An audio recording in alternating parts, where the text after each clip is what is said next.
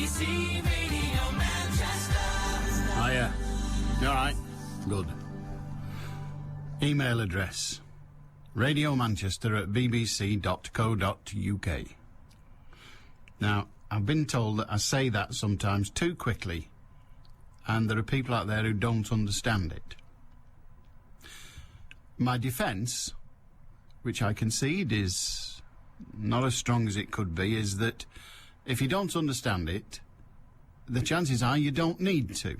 Well, on this occasion, because it's an email address, and if you don't understand email addresses, it's got more than a little bit related to the fact that you're not on email. And if you're not on email, you don't need to understand it. So stop giving me a hard time, and just email if you can. And if you can't, well, that's fine. Just let it pass. Just don't get agitated. Have a calm life. It'll do you good. So I'll do it again, a little more slowly, so that those who have no interest in it whatsoever can write it down. All the others know it. Here we go. Radio Manchester. One word. No, not again. No, I'm just saying it is one word. You don't have a space between. Radio Manchester at... Now, that's that squiggle that we spent some time not finding out what the name of it was. Yeah, at BBC, you've probably heard of that, dot, which is really full stop, co, I don't know what that stands for, dot, UK. I know what that stands for. It stands for UK. That's it. What does the co stand for, anyone? Now I'm interested. Oh, dear God, I wish I hadn't started now. What's the co for in .co.uk? What is it? Company? What? Yeah, I don't know. .co. What is that? I don't know. What is .co? Does anyone know? Co, incidentally, is CO. As in commanding officer. I don't think it's that. Creepy organisation. BBC.creepyorganisation UK. Yes. Or charitable organisation, given what it said in the papers this morning. The BBC television stars are not overpaid, which is probably true. Their radio stars are underpaid, if that's any good to you, as are their radio also-rans, including me. Yes, exactly. Underpaid. Couldn't buy a bugger pair of leggings. Anyway, good morning to you. Now, the other means of communication that you may or may not be interested in is the text. This is where you do writing on your phone. It's a sort of typing with your thumb. No, not a typing. Not one of them things to stop your tie going in your soup. No, typing. As in the old-fashioned sit-up-and-beg jobby. Yes, but you do it with your thumb on your phone, and then you send it, and I get writing instead of talking. Yeah, it's clever, I know. But again, if it doesn't apply to you, then worry not. Let it flow over. The number for those to whom it does apply and who wish to avail themselves of the service, the text number is 07786 206 951. Sounds remarkably like a phone number, because it is. But it's designed at this end to accept written messages, not verbal.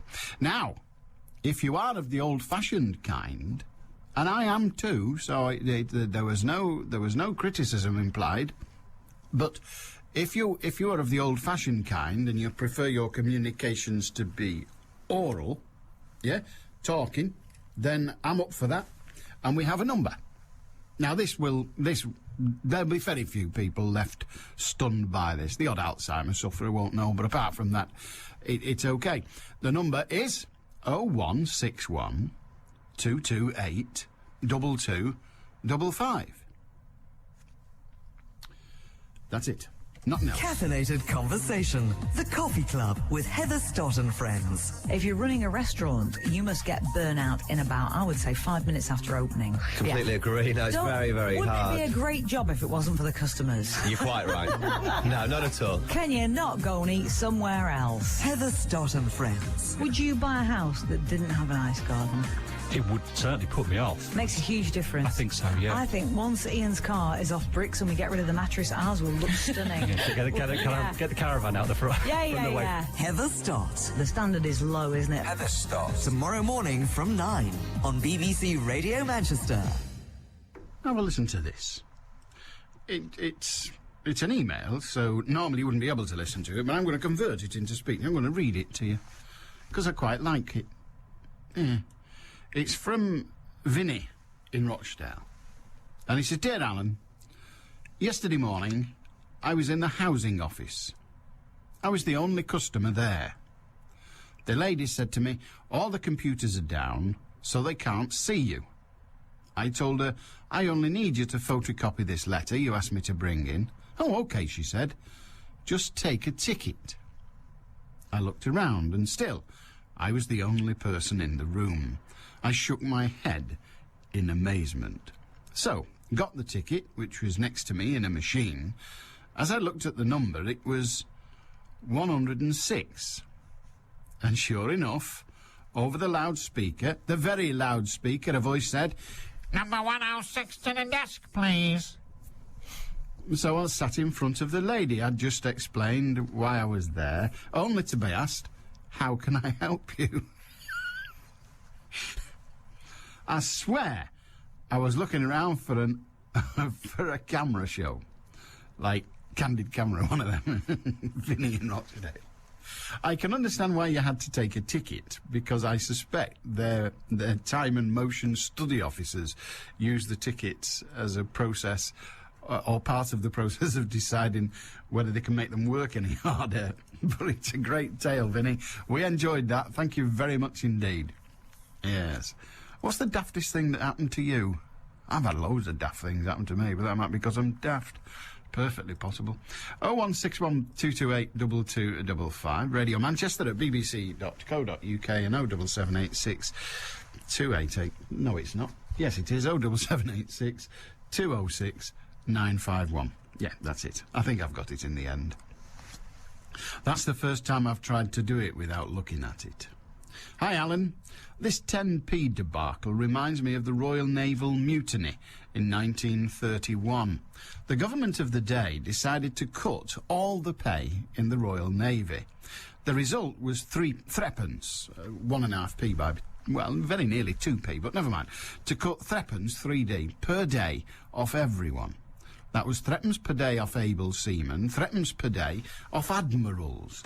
The idiots in charge thought it was fair on the face of it. The total amount was what they wanted to save, and it was a simple sum, no messing about with percentages.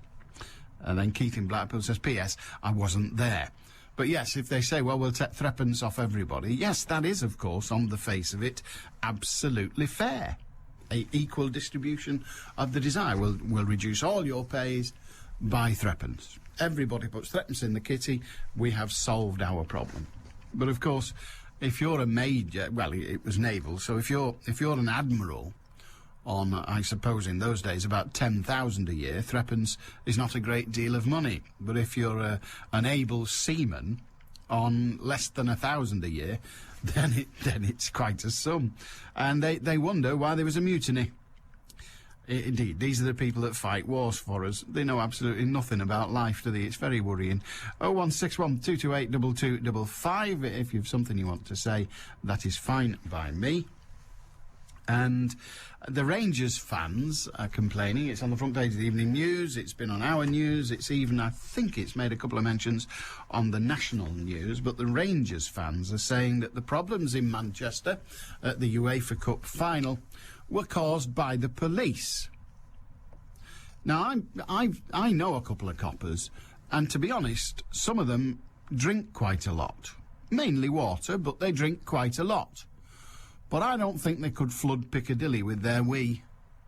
I don't think they could. I think we'd have to rely entirely on the population of Glasgow for that. And I don't think, again, it's just a guess, but I don't think the police scattered all that crap all over our city. Again, I think we had to rely on Glaswegians for that.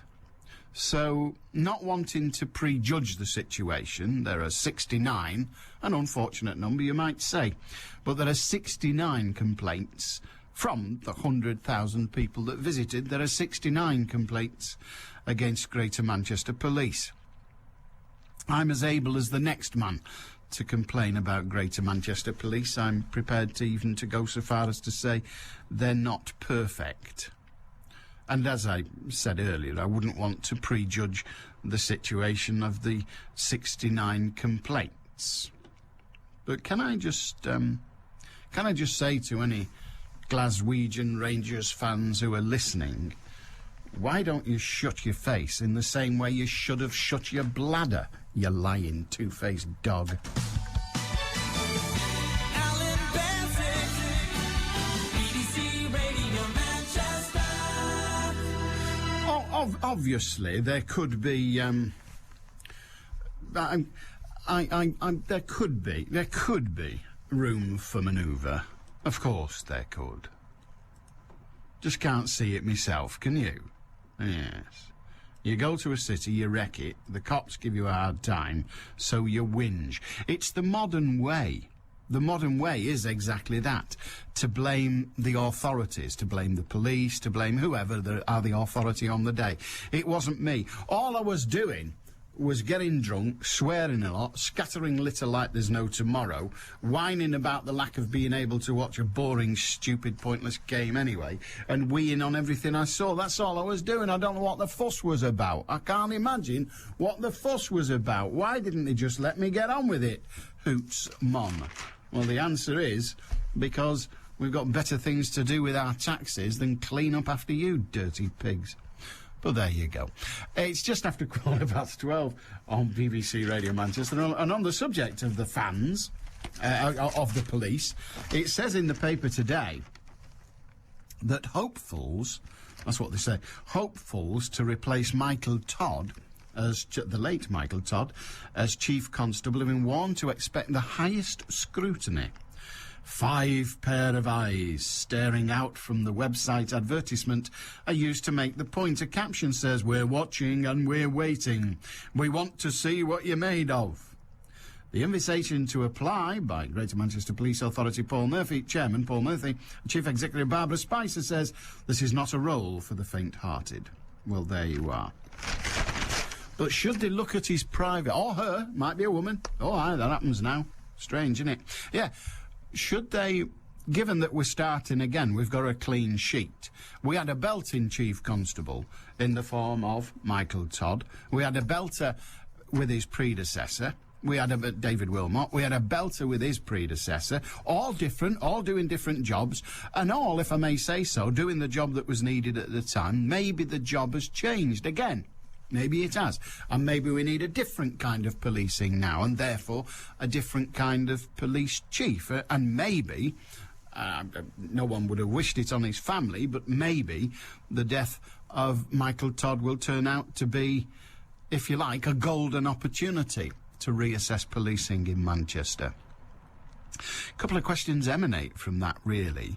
What kind of a Chief Constable should they seek? You might be a serving officer, in which case feel free to keep your name to yourself, as it were, to be anonymous. But what kind of a Chief Constable do we want? We had a very stern one, didn't we, in James Anderton, who was here, I believe, since God was a lad. We had a very stern Chief Constable in James Anderton. Then we had a very, and I hope he won't be offended by this because he's a pal of mine, but we had a very understanding and an intelligent, and that's not to say that James Anderson wasn't, but an intelligent and understanding sort of police chief in the form of David Wilmot, a man who saw things more broadly than just, oh, let's get in there and police it. He was broader than that.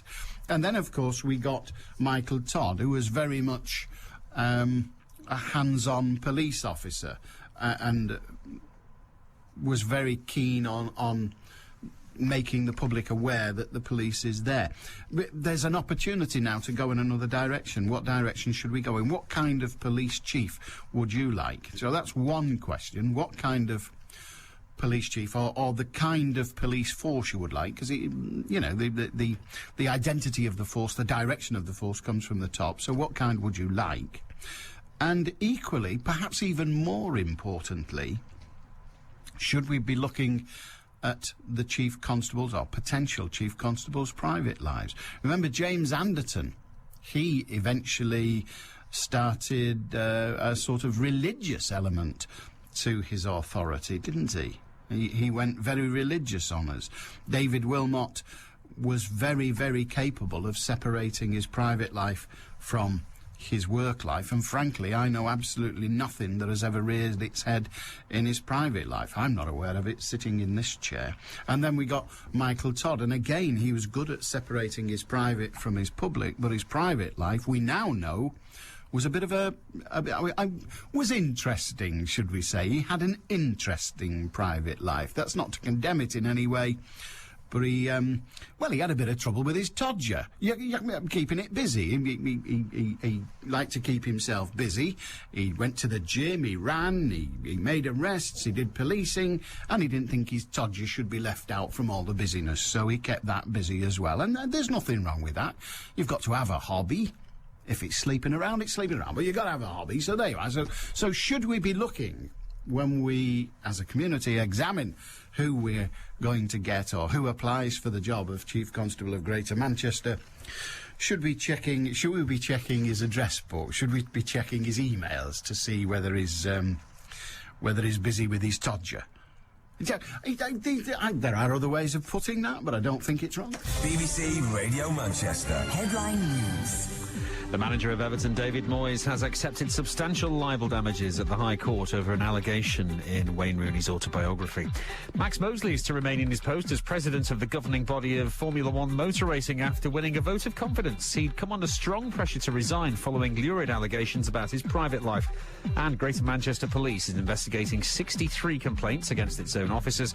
They were made by Rangers fans following the UEFA Cup final at Eastlands last month. Manchester's weather, showers dying away, brighter later, highs of 18 Celsius. I'm Mark Edwardson. 63, I said 69. What was I thinking of? BBC Radio Manchester. 2020 traffic. Well, good news on the roads at the moment. The M60 and 62 are both flowing freely. And a quick look around the roads of Oldham and Rochdale. Everything seems to be moving nicely as well. Just be aware if you're using public transport this afternoon, vandalism at Atherton Station is causing disruption on services between Salford Crescent and Wigan. You can expect delays of up to 30 minutes. Now, call in hands-free if you see anything else on 0161 244 4951. I'm Chris Uni. You're never more than 20 minutes away from the latest traffic through the day. BBC Radio Manchester. Well, there you are. There's no understanding coincidence, is there? Email from David. Last evening's news showed an item of the QE2, which is sailing to Dubai to become a floating restaurant. Next, presumably, he says, to that man-made palm tree. I thought that's a coincidence, as it featured on Beswick's programme just a few hours earlier. Later, clicking through the movie channels there on TCM, which I think is Turner's Classic Movies, but never mind, TCM was Blow Up. Yeah, we mentioned that yesterday, didn't we? We mentioned the film Blow Up yesterday, and there it is. One word from us. It's on the telly that night. David said, sod this, I thought. I'm off to bed before Thatcher comes on. Because Margaret Thatcher also got a mention or two on the programme yesterday. Not all of them, surprisingly. Not all of them complimentary. But there is where they were. Gordon says, what a great strategy the police have. They actually go and face youths, take off them any alcohol and take them home. This is not that new, he says, but is that not precisely what used to happen to us 60s kids? I got taken home, he says, on more than one occasion, and wallop was the answer on the way through the door whilst the copper watched, and that was just for knock door runaway. Oh, my God, someone's woken up. And why do we keep using the word binge? What is a binge? 2 pints, 10 pints, 30 pints? Has anyone any idea before they keep throwing words at us? I've had that thought. What is binge drinking? How many drinks do you have to binge drink? I have no idea what it means. I used to think I knew what the word binge meant. But no place for the tautology. I used to think I knew, but I don't anymore because, as you rightly say, Gordon, they keep using this term binge drinking, and I think it means getting drunk. But people have been getting drunk for centuries. Honestly, centuries. Were they all binge drinking? Is it just new terminology, or is it a new practice? Is binge drinking going out with the sole intention of getting drunk, in which case soldiers since time began have been guilty of binge drinking? You see, to binge, I think, is to gorge oneself, isn't it? For pleasure, to gorge oneself for pleasure. So maybe it's that. But again, it's not just people who go out and start, I don't know, causing bother in the streets through alcohol. They're not the only ones who are binge drinking. Perhaps if you go to a barbecue on a nice summer Sunday afternoon and throw down a few glasses of wine and the like, perhaps you're binge drinking, and there you were thinking you were just at your grandma's 80th birthday party. But no, it turns out, if we're to follow these terms, you're a binge drinker. Languages have to move on. They can't remain static, if for no other reason than new words come along all the time, necessarily so. So language does move on and develop, but it does get hard sometimes to follow the trend, because as soon as anyone says, what does binge drinking mean, there we are, shafted. We've no idea. There's no way of finding out. I don't know what the term means. I bet. I'm going to have a look now. You know what it's like. I'll be here with you. Here we go. I'll be with you in a minute. Stop worrying. Here it is. The Great Beswick Dictionary.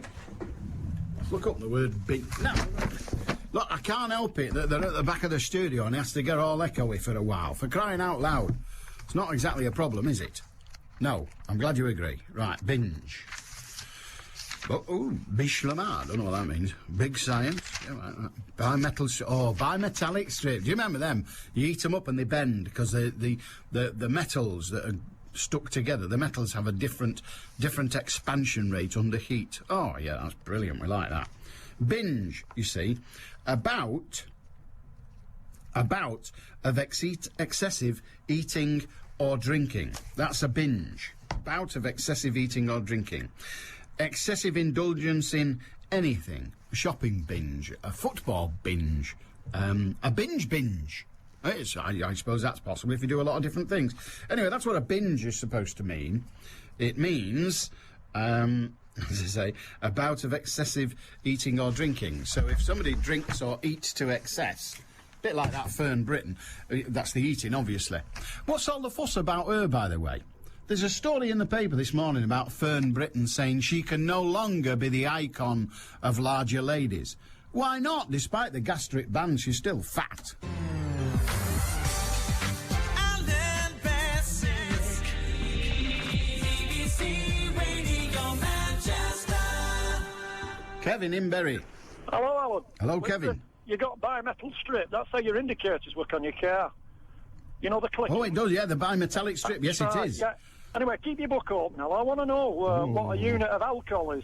Because I keep seeing it on TV and they'll say 3 units of alcohol in that glass.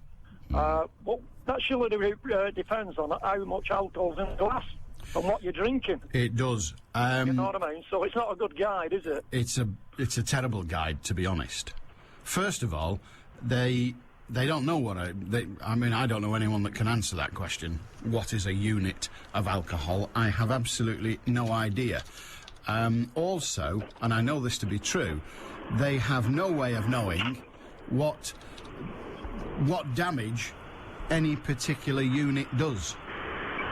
But they decided that men should drink no more than 21 units of alcohol, and then they said 1 unit of alcohol is 10 millilitres, that's 1 centilitres, by volume, or 8 grams by weight of pure alcohol.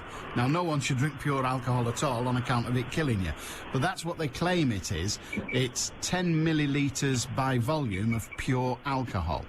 So if you look at a bottle of wine, for example, and you know the percentage strength of it, you can then work out which percentage of it is alcohol, how much alcohol there's in it, and you work from there. So that's a fairly easy scientific formula to understand. The problems begin when we start trying to work out how many units a person should have, because we've no way of knowing that, and when they decided to campaign on it, they just guessed. Right, thanks for that, Alan. But My pleasure. Seeing as we've clobbered the smokers now, and we were after clobbering the fatties, Yeah. we're going to clobber the alcoholics now, aren't we? Absolutely, not a moment too soon. I don't see why they've got away with it for so long. Why not? Thank you. All right, mate, good on you. And I mean, that is the problem. It's a bit like smoking. It really is. They say that you should give up smoking full stop. And it was Kevin that drew the parallel first, but you should give up smoking full stop. But in truth, and I don't want to be a campaigner because I hate the habit and I'm not keen on the people that do it, but I suspect if you smoked one cigarette a day and was otherwise perfectly healthy, I suspect you'd be fine. I suspect you'd be absolutely fine. I don't know, but then neither does anybody else, to be honest. And everybody says don't do it. And we can't be far now. We can't be very far off the campaign where they start to say, don't drink at all. And when you go, they'll never do that, well, just remember, I'll still be sat here in 10 years' time, and I'll be able to say then, as I frequently do get to say, remember, you heard it first on Beswick. Sandra in Sale. Hiya, Sandra. Hello, Alan. What can we do for you? I wanted to talk to you about dogs, because they're in the news again, because of all the attacks. Yeah. Let me first say that I have a dog myself, and I like dogs. But I think the RSPCA are quite right. It's the behaviour of the owners that is at fault. All dogs are dangerous in the hands of idiots who don't care about society, and they're completely ignorant about the training of dogs. There's too many off the leads. I take my dog occasionally into the park, and there's lots of them running about off the lead. It's not necessary. An extending lead is good enough in a park. You walk along the River Mersey and they're off the lead and they come running over. Joggers are troubled by them. And the simple answer is that people should have a licence to have a dog, and when you take your dog out, you should carry the licence with you, and it can be checked at any time by the police or dog wardens, and if you haven't got it with you, your dog should be seized, and you collect it at the police station when you produce your licence. The problem with the licence is that the licence we used to have for dogs, it was abandoned a couple of decades ago, but the licence we used to have was so cheap that it actually cost money to administer. In other words, the money taken in was nothing like the money to run the service. Yes. And the penalty for not having a licence was pretty small as well. But because we have a lot of people in society, in this I'm all right Jack society that we have at the moment, who don't care, they've had to bring in laws, for instance, about car tax. If you don't have car tax now, you risk your car being seized and crushed. Why can they not have a licence for a dog? Can I work the crushing machine? I'm sorry, Sandra. I appreciate that you don't like dogs. No, and I don't think they should be forced on people who don't like them. Yes. And I don't think I should be pestered by other people's dogs off the lead when I have mine on the lead. I went into a park locally the other day, and my dog was on the lead as usual, and this big black dog came running towards him, and because he'd been attacked before by a dog that was off the lead, I said, "Can you call your dog?" No, I won't. My dog is perfectly friendly with people and with other dogs. I won't tell you what I said to him, but it was something like arrogant bee. You should respect other people who have the dogs on the lead. Yeah, you should. But they don't seem to... Anybody can get a dog. I mean, you can't go out and buy a car and start driving it without training and a licence. And they're going to have to do something about it. It is definitely the owners and not the dogs. All dogs can be dangerous in the wrong hands. How... I mean, even even if we have a licence fee, even if we enforce the dogs must be on a lead bit, how do we stop dogs being the danger that you say they are? When, I mean, you don't have it on a lead when it's at home, for example, and most of the incidents, not all by any means, but most of the incidents involving dogs and violence actually happen in the home. Yes, because they have a lot of the wrong people, for a start, have the wrong kind of dogs.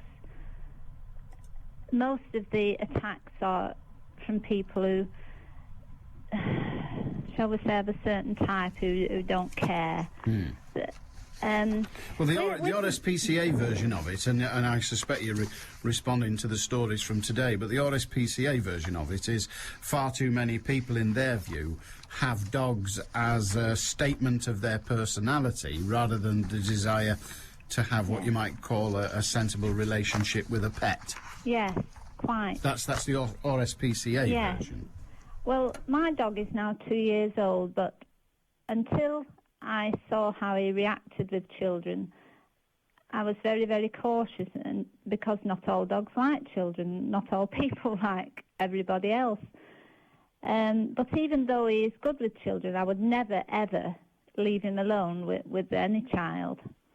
But people, there is a lot of idiots have dogs, let's face it, and they don't seem to care. I saw one the other day which looked to me like a huge Staffordshire Bull. I've had a Staffordshire Bull myself, and they are a lovely dog in the right hands. And it was off the lead and running at the side of a guy on a bike. And it had obviously just had pups because its teats were hanging down, and it was running in the heat at the side of the bike off a lead. And that kind of thing has to be stopped. All right. I mean, my dog has been attacked by a big boxer that was off the lead, and he was on the lead. And since then, you notice so many out of control, and they're running up to joggers and jumping on joggers. How would a licence fee eradicate that if we reintroduced a licence fee, which would be a considerable sum, I should imagine, these days? It's not only the charge of having to buy a licence fee. I mean, there could obviously be concessions for pensioners and certain people to help them buy the licence, but it would mean that your dog is registered like your car is registered, and you'd have to carry it with you when you took your dog out. Like, your dog now has to have a collar on with a name tag. Yeah, so few do. Yes. But that's the point. It's so few do. You're probably in a situation where so few people equally would have the right licensing. But it has to be enforced, and you should also have to have a license to breed dogs. Now you can have puppies, get your dog together with another dog and have puppies. It shouldn't be allowed. You should have to have a license to breed dogs. All right, good on you, Sandra. A surge in calls about dog fighting has been reported today by the RSPCA, which is to some extent what Sandra was referring to, but in a specific way, which we'll get to. In 2007, the charity received 358 calls specifically about fighting, dog fighting, more than twice as many as in the previous year, and 15 times more than in 2004. The charity said many of the calls referred to youths or hoodies training their dogs to fight in the street or the park. Metropolitan Police statistics also showed an increase in the number of dogs seized in London under the Dangerous Dogs Act. Now, you see, rather than try and fight it, why don't we have a Dangerous Dogs League? You know, like we've got with the Premiership or the Rugby League or the cricket or anything like that. Like we have with the boxing. Why don't we regulate it? So let's say, OK, let's have dog fighting. Let's have dangerous dogs fighting to the death. I'm sure it'd catch on in Spain, if nowhere else. But let us have dangerous dogs. Let us have dog fighting, but let us regulate it so that a successful violent dog bred to kill would be worth tens of thousands, then it would be looked after, rather like we have greyhound racing. Yeah, well, let us have dangerous dog fighting. No problem at all. Now, the problem with greyhounds, of course, is that when they're finished, some owners just let them go. But we could get round that by not being the squeamish, animal-loving fools that we are, and just simply say, well, all right, when the dog is no longer able to fight for its money, just kill it. or keep it fighting until it's ripped to death by the opponent. We could introduce dangerous dogfighting. Where's the problem? It would keep an awful lot of scallies off the streets. So that's one benefit, wouldn't it? It keeps scallies off the streets.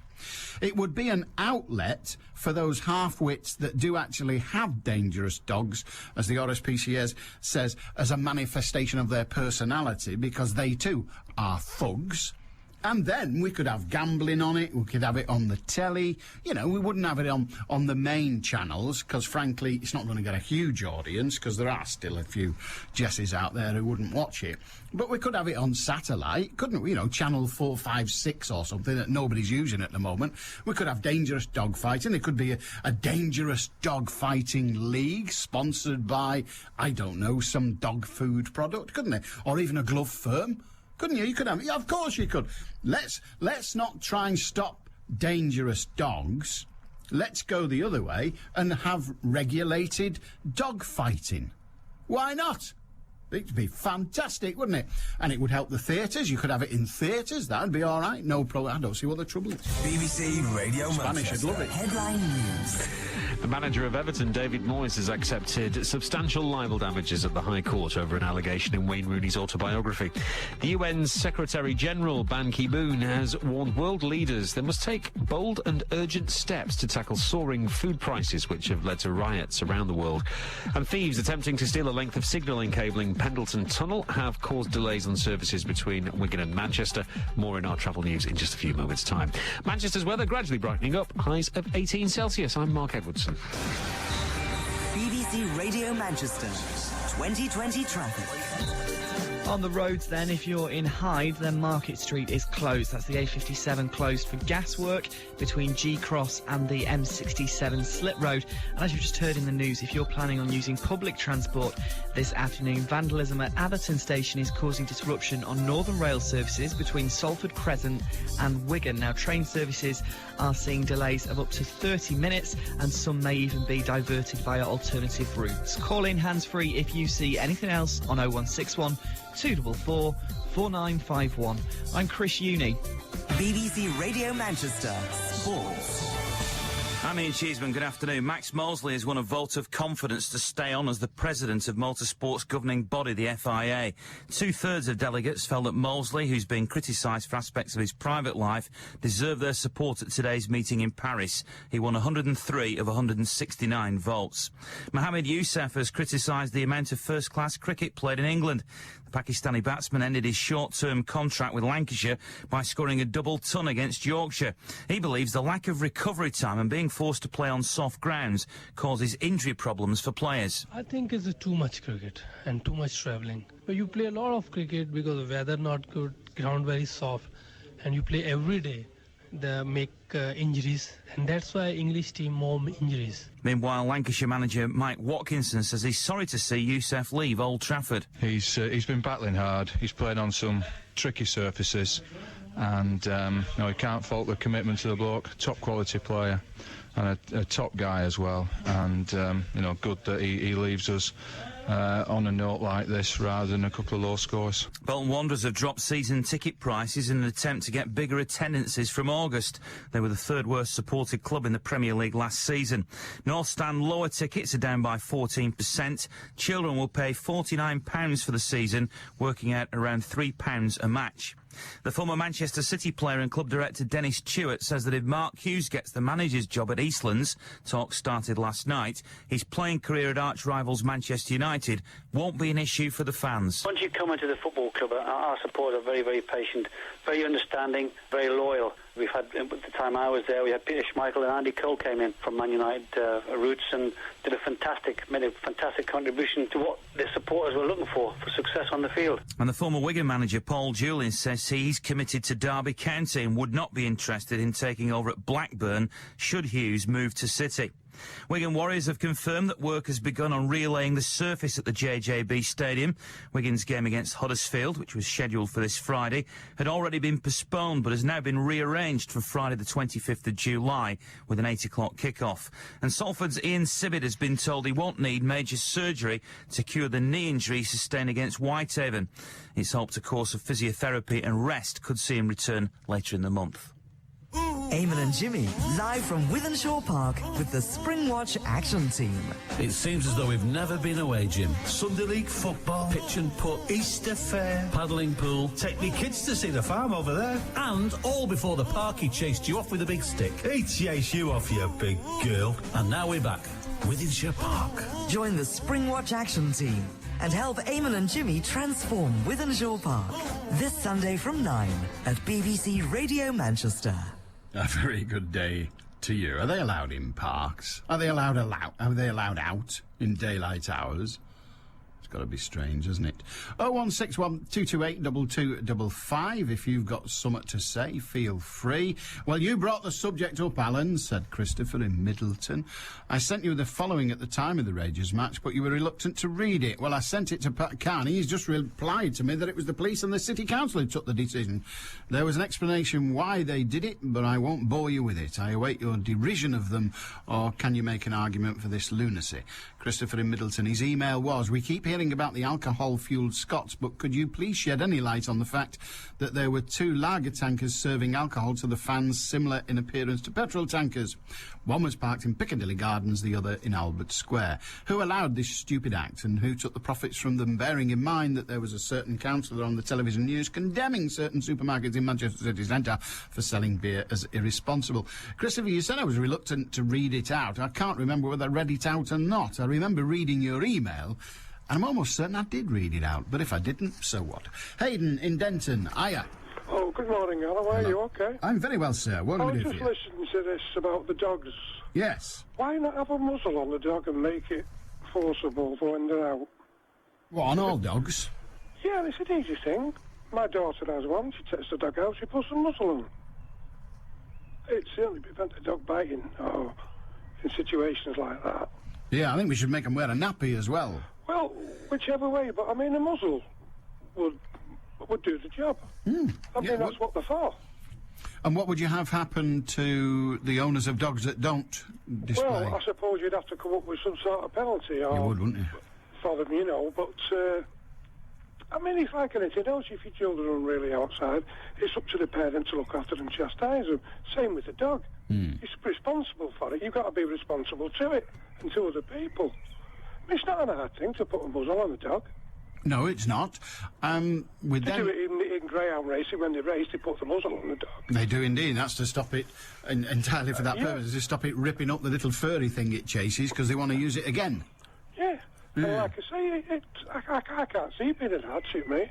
Yeah, I mean, okay. if I was a dog owner, I would have a muzzle. Definitely. All right, well, that sounds good to me. I'll repeat what I said earlier, and that's it, because I'm not bothered what happens to dogs, even if it's death. But I'll repeat what I said earlier, and that is that most of the problems, most of the situations where a dog attacks a child is in the home. Yeah, It's I agree. almost always in the home. But, I mean, that's up to the individual, whether they have it on in the house or not when there's children there. But they must be, you've got to be responsible, haven't you? Yes, You I can't just suppose. keep sweeping it under the table and saying no. Do you think that's what we're doing? But that's the most stupidest thing I've ever heard is, my dog never bites anybody. Dogs bite. That's what they do. That's what they do. There's no way around that. You are absolutely correct. That is what dogs do. Yeah. My dog never bites anybody means the word yet is missing from the end of the sentence. It's not bitten anybody yet. And you could be the moment it changes. All right, well, it's a good idea. Thank you very much, Hayden. Okay. Cheers. Hayden Alan. says the answer to the dog problem, the front-end dog problem, is simple. Require every dog that is out of private land, as it were, so that they're out in the public, every dog, to wear a muzzle. Can't see anything wrong with that. Can't see anything wrong with it at all. I'd improve it by make it wear a gun pointing inwards. Yeah, but that's just me. Not keen on them. But well, is there any argument against that? Other than the politicians won't have the balls to do it because there are so many dog lovers in our society. But can there be an argument against it? About a a dog being required to have a muzzle when it's out in public? What say you? 0161 228 2255. If we must have these dangerous, smelly creatures in our society, then the very least we can do is protect those that don't want them against them. Maybe that's the way forward. Simon says, Fern, what's her name? Isn't the idea, I think it's Fern Britton, isn't the idea of fat people having an icon slightly irresponsible to begin with? Should we not be encouraging these tubbies to lose weight? Also, the gastric band, is that not for mainly people who lack the self-discipline to stop filling their pie holes? Yes, I think it is. I think that's precisely who it is for those who can't stop chewing. They have a bit of trouble with their teeth. They can't stop it happening. They don't know how to cut down. Yes, they give all sorts of reasons, but as a chunky lad, there's only one, and that is they like to eat more than they like to live. Audrey in Gatley says, the daftest thing that happened to me was when I reported the theft of my purse in central Manchester. The WPC asked me who'd stolen it, and when I said I didn't know, she said that it could only be reported as lost. That is the way to keep the crime figures down. When I insisted that it had been stolen, the Plodess said that I would have to wait for 2 or 3 hours for someone to take my statement. I told her that I would not and went home. That is the problem, isn't it? You report something stolen and they say, well, are you sure it was stolen? Or did you lose it? Because if you lost it, well, that doesn't make the crime figures. And either way, whether you lost it or it was stolen, the cops are going to do sod all about it. I mean, that's what we do know for sure. A lost or stolen purse is not going to have the CSI springing into action, is it? That is just not going to happen. Clive says, I can't remember, what was that you said about Alzheimer's? Thank you. You've been a great help. Not all locked up in Northwich, are they? No, perhaps they should be, but they're not. 0161 228 2255. Ian in Stockport says this. Alan, if the council want more businesses to move into Manchester, then the infrastructure should have been improved beforehand, rather than expect Mancunians to bail them out for their lack of spending. It seems like the council want the extra revenue from an expanding city and then charges even more because the roads are getting full. We don't need this extra expense. He's talking about the congestion charge. We don't need this extra expense at this time. Our pockets are not bottomless pits. We don't have the larger wages that London has. Even with 10 times as many buses and trams, public transport would not be more attractive. If some car users manage to struggle on with buses and trams, that will just put a larger part of the 30-year debt on those that cannot. So that's a vote against the congestion charge. I'm intrigued at the sentence that the Manchester, then the infrastructure should have been improved beforehand rather than expect Mancunians to bail them out. And it's a weird view of the local authority, as if they are something not related to us. They're this organisation over there. But every penny the local authority spends, every single penny the local authority spends, whether it be on infrastructure, social services or freebies for the councillors, it doesn't matter. Every penny the local authority spends comes from tax, either national taxes or indeed taxation locally. The majority of it national taxes. So the idea that the council is in some way failed to spend the right amount of money previously and shouldn't expect us to bail them out is perverse in the least. There's no one to bail them out. All the money they spend is yours and mine. Alan, all dogs over a certain weight should be registered and muzzled. I've never heard of a Yorkie or other small dogs like these attacking anybody, but daily I read and hear about these large dogs killing kids and attacking adults with terrible outcomes. It's time to bring back a licence and enforce people who breed dogs to make it part of your licence that you have the dog spayed or neutered. Both of my dogs have been neutered. Only licensed dog breeders should be allowed to breed dogs. But the law, if ever we got it, would need enforcing. My only My only challenge, Ace, at your email is the suggestion that small dogs don't do damage. A pal of mine years ago, who was a farmer, used to have 5 Yorkies for the sole reason that they were the very, very best at grabbing hold of rats and shaking them until their necks snapped. And I'm afraid, given the opportunity, those same animals would do it with something else that was small, maybe a baby. Anne in Urmston. Hi, Anne. Hello. Hello, what can we do for you, love?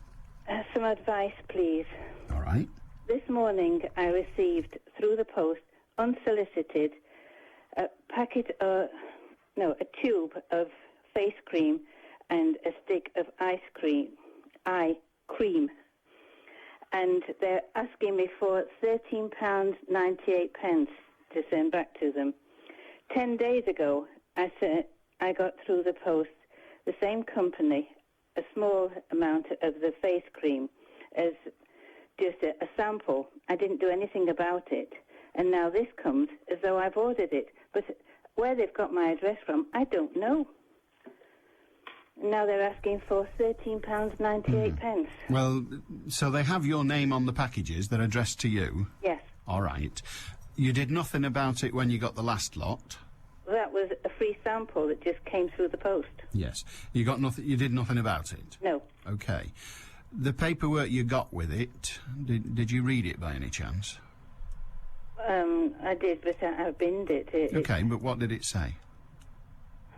I can't remember. Okay, well, don't worry about it. It's not that important. Well, the first thing to do is keep all the products. They're yours. Because you've never ordered them. All right? They say that I have. Well, they're wrong.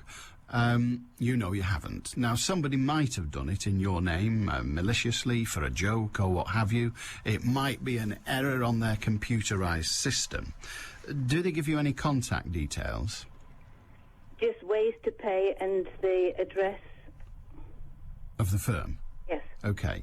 For your own comfort, but you don't even have to do this if you don't want, for your own comfort, I would suggest you write to the firm, keep a copy of your letter for the next 2 years, but write to the firm and say, I have never ordered goods from your company, I have no intention of ordering goods from your company, and the goods that have already been delivered and any future that will be delivered will be considered to be unsolicited goods, which I will keep. Yes. But I have not and do not wish to order any product from you. And I don't need to send these back? No, you don't. You can own them. They're yours. Those are yours by law. They're unsolicited goods. You own them. Could I just put them in the envelope and post them back? And if you wanted to do that, you could, but you don't need to. That will cost you more money because they presumably weigh something, so that would cost you more money, but you don't need to do that at all. There is no responsibility on you to do that. Indeed, you are entitled by law to keep them. But it's up to you. If you know, whatever, you don't have to do anything. Even if they write to you and say, we are extremely sorry and we throw ourselves on our swords and we are very, very sorry indeed, and they send you a prepaid envelope and say, just bob them in here and send them back, you'll never hear from us again. You don't even have to do that. Thank you for your advice. It's okay. All right, but do write to them just out of courtesy. You don't have to, but just out of courtesy, write to them and say, I've never ordered goods from you. I don't want goods from you. If you continue to send them, I'll continue to keep them. Thank you, goodbye. That way, if they write to you in a year's time and say, hey, you've been getting goods off us every month and done bugger all about it, give us the money, you'll be able to say, read my letter of the 3rd of June. Yes. But in truth, you don't have to do anything. Okay? Thank you very much. Have a good day. Thank you. 0161 228 2255. You noticed how they never send Rolls Royces out like that? I know. I wish they would. I'd keep it. I'd take me chances, wouldn't you? Of course you would. Peter says, your correspondent did well to clear off to bed. After being mentioned on your programme, Thatcher turned up as well at the retirement of the QE2. Yeah, there's a picture of Margaret Thatcher this morning on the QE2. And if that's not scary enough, I know, shudders down the spine. Oh, my God, she's back. No, it's all right. Picture of the QE2, picture of Margaret Thatcher, and just to round it off, to make sure that your nightmare was guaranteed, they had a bloody awful daughter on there as well, Carol Thatcher. I know, she's made a fortune out of her mother and a lisp. to starboard. It's day 3 of the killer question, and I need your help. Tonight from 10 with me, Matt White, on BBC Radio Manchester. Could have been worse, of course. Could have been a twin brother. I quite like Carol Thatcher. I've worked with her on a couple of programmes before now, and she's quite fun. My brother, well, waste of lungs. 95.1 FM, DAB Digital Radio, and the World Wide Web. This is Manchester. BBC Radio Manchester.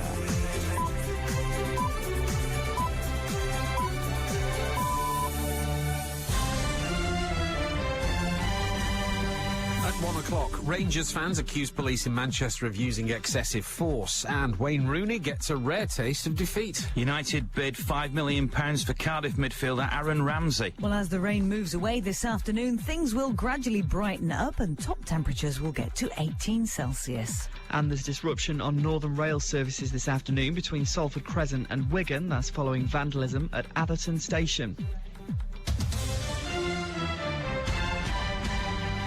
Good afternoon, I'm Mark Edwardson. The ugly scenes of football violence before and after the UEFA Cup final in Manchester has led to 63 complaints against Greater Manchester Police. Some Rangers supporters have accused officers of using excessive force during running battles in the city centre.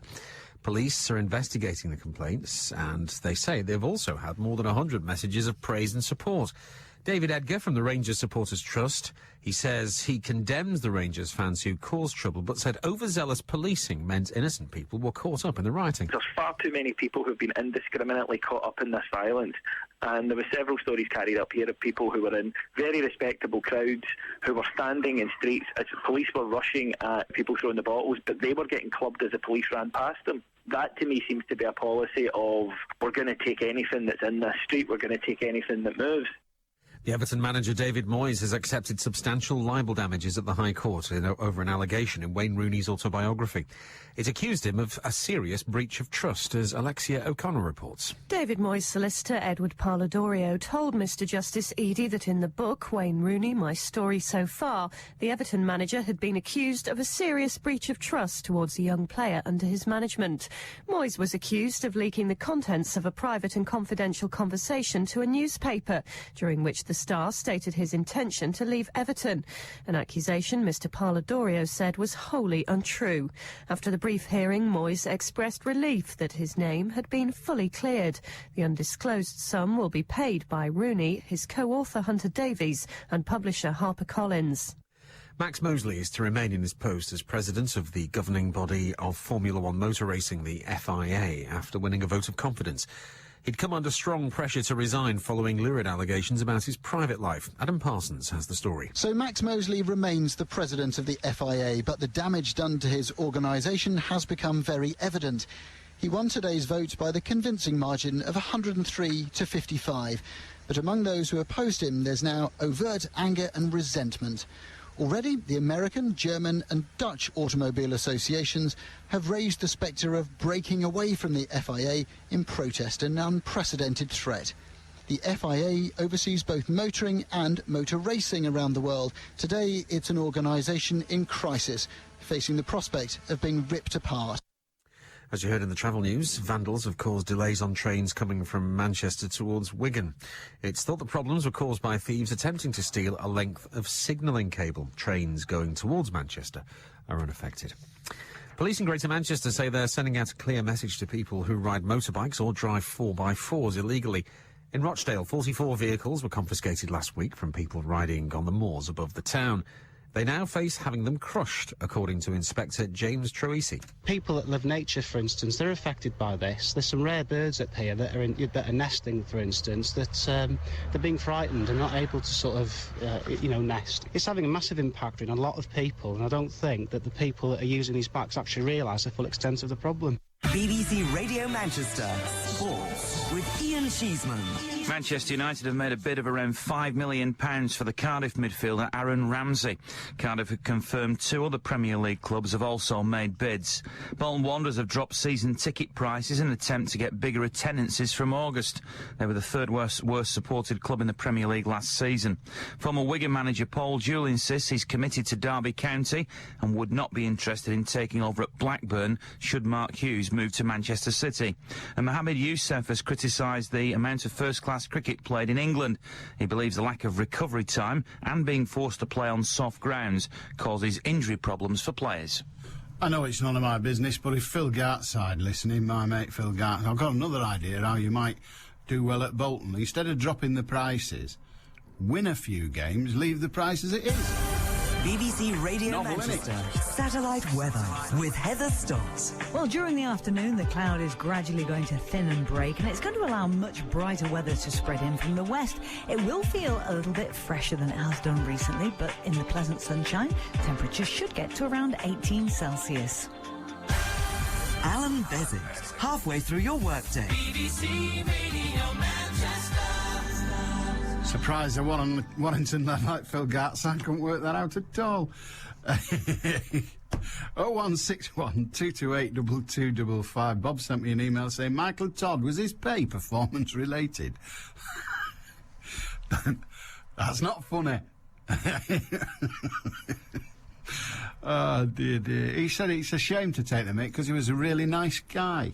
His survival skills were rubbish, but he was a really nice guy. You see, I thought it was only me that had that kind of mind. Clearly not. Clearly, there are a lot more people than just me. Oh, hey up. I don't understand this, but there you are. Dave in Greenfield appears to be having trouble hearing us. So should we all say rude things about Dave in Green? What do you want to say about Dave? He can't hear us. He said his radio's gone off. So what should we say about Dave in Greenfield? Oh, God bless us and save us. I can't think of anything horrible to say. Most of the things I say are just utterly harmless. Anyway, I've no idea what's going on, Dave in Greenfield, but neither of you, because you can't hear me say that. I don't know what that means. Oh, hang on. A bit of transmitter trouble. The engineer's looking into it, or should that be up at it with a transmitter? Yes, he's looking up at it, saying, "Oh, look up there. I see no signal." Yeah, look, I'm sorry if you're not getting us. I'm sorry, but you can't hear me apologise. Mornings sound better with Eamon O'Neill and Diane Oxford. Eamon and Diane. How come whenever I have one quiet moment, if I'm trying to drop off to sleep, all that goes on in my head is, oh, Delaney had a donkey, which everyone admired. I cannot get that out of my head. Oh, sorry. Eamon and Diane and you. First of all, am I talking to a real-life human being? Press 1 and we'll answer the question. Press 2 if you don't want the question answered. Press 3 if you want a silly answer to your question. The station with Eamon and Diane for breakfast. Diane, are you awake? Oh, the lady had a donkey which everyone admired. Back tomorrow morning from 6 at BBC Radio Manchester. A very good day to you. Fern Britton has reportedly lost 5 stone with that gastric band fitted, says Kevin. There you are. Halfway there, then.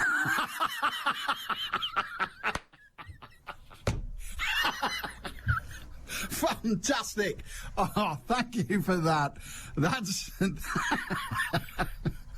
Oh, dear. That's lifted the day for me, anyway. Oh, that is so bad. Oh, dear. I like that. Thank you. 0161 228 2255. Yes, I know I'm horrible, but it doesn't matter. It doesn't. Radio Manchester at bbc.co.uk, or you can text on 07786 206 951. Things I wish I'd thought of, and that is up there amongst them. Oh, hey, hang on, what day is it? Tuesday? Wednesday? Thursday, Friday? 3, 4, 5, 6. Ooh, Friday? Friday's the anniversary of D-Day. Brian says, 2 topical issues which should... Right, this is falling apart now. Life is getting too difficult. Two topical issues which should be of interest to us all. Is the United Nations Secretary Ban Ki-moon any relation to Warrington's Banky station? Thank you for that. And will Fern Britain now be undertaking a nationwide tour with a gastric band? Allan Beswick, BBC Radio Manchester. Ladies and gentlemen, Fern Britain and the gastric band. I told you should have reinforced that stage. Oh, dear, dear, dear. That is funny, isn't it? Cruel? Cruel enhances the humour. It doesn't diminish it, as you well know. Deary me. You see, it's not just me. I don't care what they say. And Gordon reminds me that James Anderton was a godbotherer. We don't hold it against him. Kevin says, now this is an interesting question, because we've got much the same thing, really. Slightly different, I'll grant you, but much the same thing, Todger trouble, with our late Chief Constable, and people were aghast, except people that knew him, and I didn't, other than professionally, if you like. But the Chief Constable had a bit of trouble with his Todger, as I said earlier. He couldn't keep it under control. It went wandering off, but that's not unheard of in life. But he never did anything wrong. Or did he? I don't know. But does sleeping with someone you don't know that much, or you know far too much, does that make you a bad copper? I suspect it does not. Kevin asked the same question of Max Mosley. We just heard in the sport, and indeed in the news, that Max Mosley, the president of the, the Formula One Association, the FIA, or F1A, the Formula One Association, which is the governing body of motor racing, so nobody really gives a toss. Anyway, he was accused of spending money in a brothel where the women giving service wore what were described as Nazi uniforms. Now, he says, nah, I did the brothel bit, but they weren't wearing Nazi uniforms. Indeed, I preferred them when they weren't wearing anything at all. Anyway, has Max Mosley, asked Kevin, has Max Mosley actually been found guilty of anything yet? Other than paying too much for personal services administered by women wearing uniforms. It could have been worse. They could have been dressed as traffic wardens. Now, that would have been sick. It is interesting, isn't it, that we and it's not just us. We used to say it was just the Brits, we were all prudes. But it isn't. It isn't just the Brits. We aren't all prudes. Or at least we're not alone in our prudishness. There are others making the same case, and this is the international community.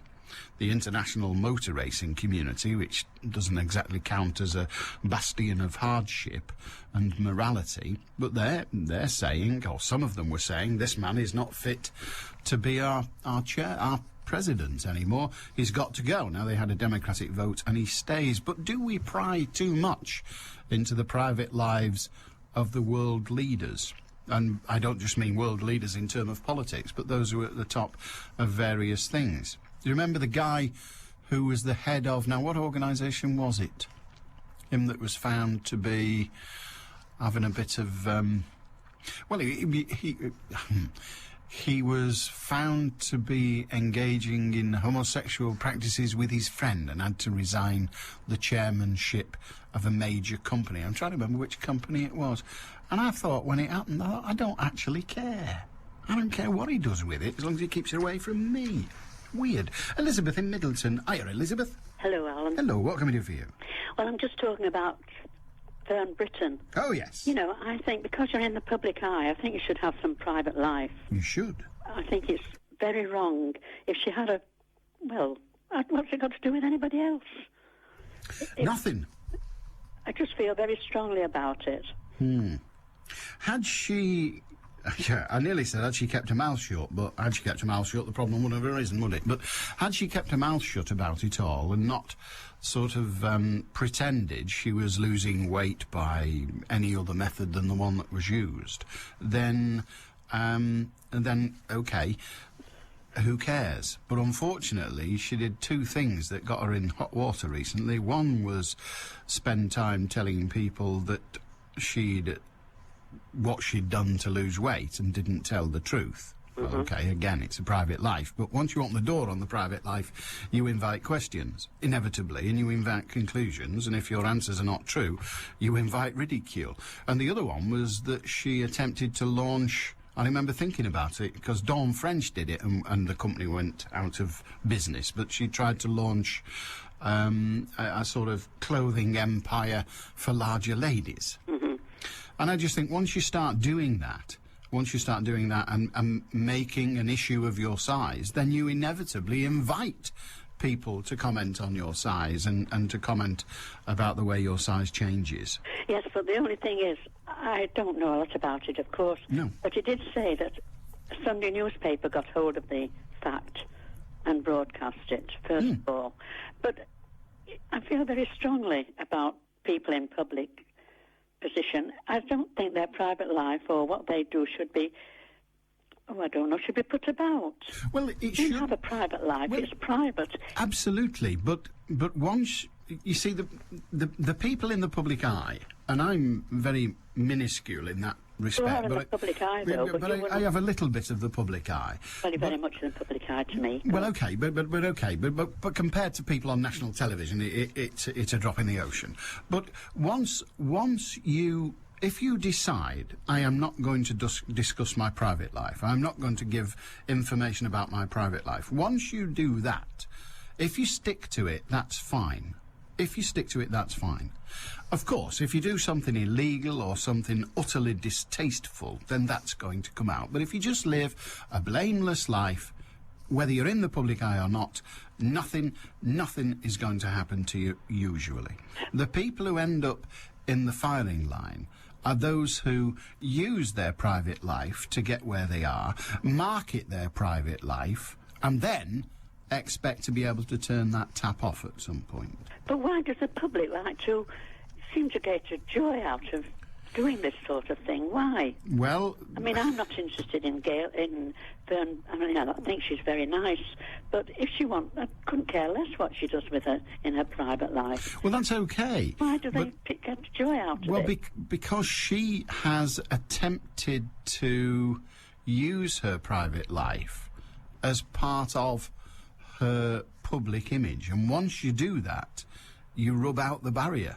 And those like me who really do like gossip and the rest of it. I like gossip. Well, really, when people say to me, why do I do the job I do, I say because I'm an inveterate gossip. I want to know everything about everybody.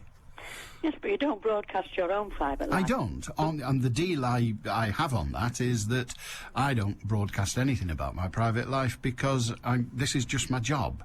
I wouldn't do it if I was a plumber. I wouldn't do it when I didn't do it when I was a bus driver. As far as I'm concerned, I come to work, I go home. The two are separate entities.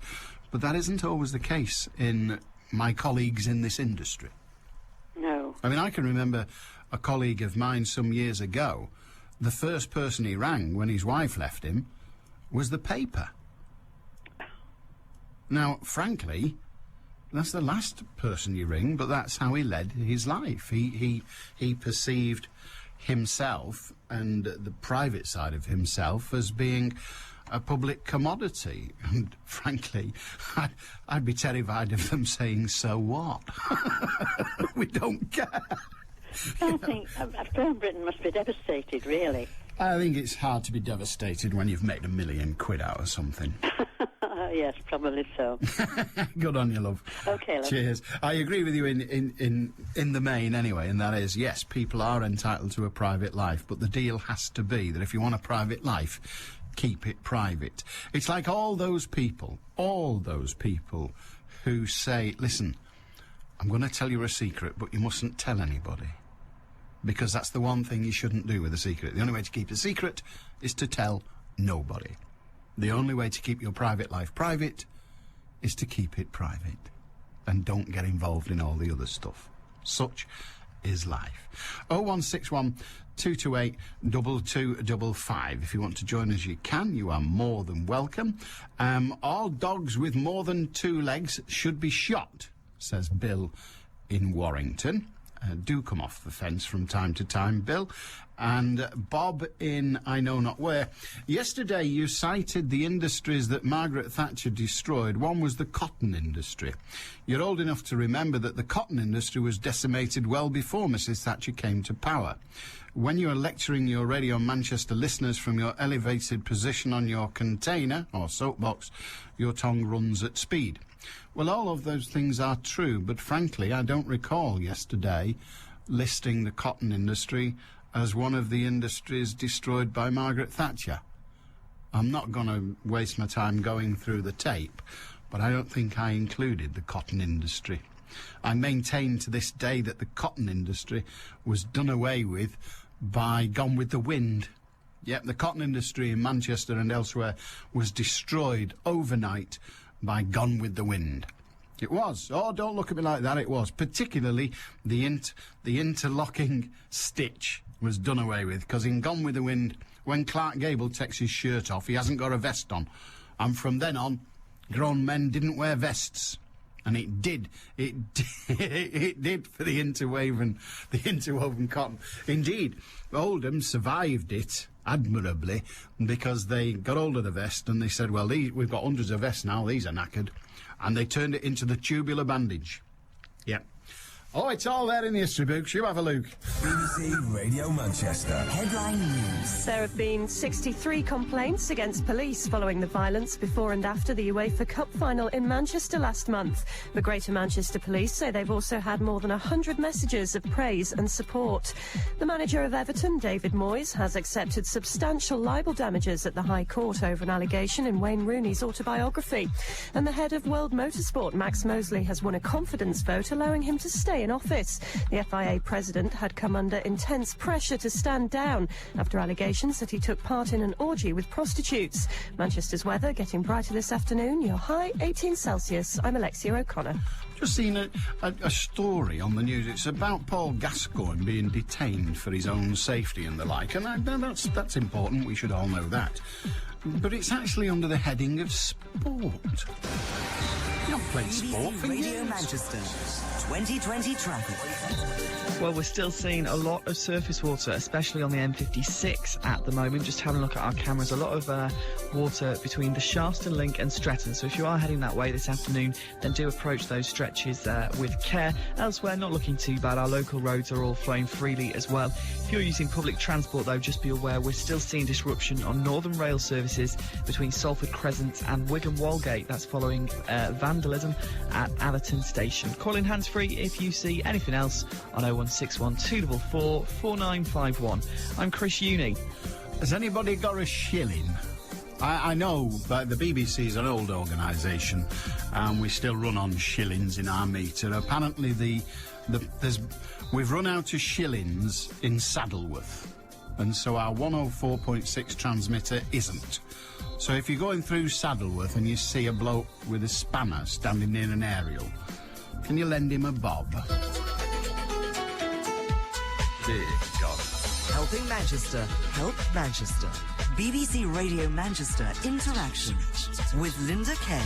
When we throw away food, we waste money and make more rubbish for landfill. So if you've got a garden, why not make your own compost? It's the best way to go green in a garden. And as Andy Hewitt, our Radio Manchester gardener, explains, it's dead easy to do. Day one, put your grass cuttings on one weekend, and then through the week you've got a little half a bucket full of kitchen waste, of peelings, and then maybe you could shred some newspaper or tear it up, give it a turn with the fork, keep it in layers, and before you know it then you'll be 6 months, 7 months down the line and you'll have some lovely compost to put on your beds. Making your own compost saves you money and helps the planet, but they're not the only benefits. Everything you're scattering around your garden, it's yours, you've done it, you've created it. There's a much greater feeling of accomplishment if you've done it and you've not used anything else. It's much better to put the waste back into the garden it's come from. And if you've provided it with your own recycled stuff, then you should feel very, very pleased with yourself. If you want to know how to get started with your home compost and how to get a big discount on your compost bin, call Interaction for our free information pack. 0161 244 4321. BBC Radio Manchester Interaction with CSV Broadcast. 0161 244 4321. BBC Radio Manchester. changing face of life is is remarked upon by Michael in Biddulph. He says, re-unsolicited mail. A couple of years ago, when I became 40, I suddenly find myself in a new demographic as far as the junk mail I received. Gone were the invitations to check out the likes of rock festivals, record stores, etc., and were replaced by free catalogues for Zimmer frames, sensible cardies, and commodes. He says, I was fine about turning 40 till then. You see, I've managed to avoid the list. I don't get any of those. I don't get... I do get one catalogue with sensible pullovers in it, but unfortunately, that's the Marks and Spencer's catalogue. Yeah, so that's quite it. Well, it's because I buy me shirts from Marks and Spencer's when they've got a sale on. I buy them on the internet, and I say, can you send me a dozen for £2 a piece? I don't mind chucking me money about me. Oh, never have been mean. Oh dear, I'm surprised you don't have someone to pass your books over to you. You see, I said it when I went to get my dictionary, because it's on the other side of the studio. When I went to get it out my bookstore, it took me ages. And he said, Tony offers to do the job in return for 2% of Chris Tarrant's wage.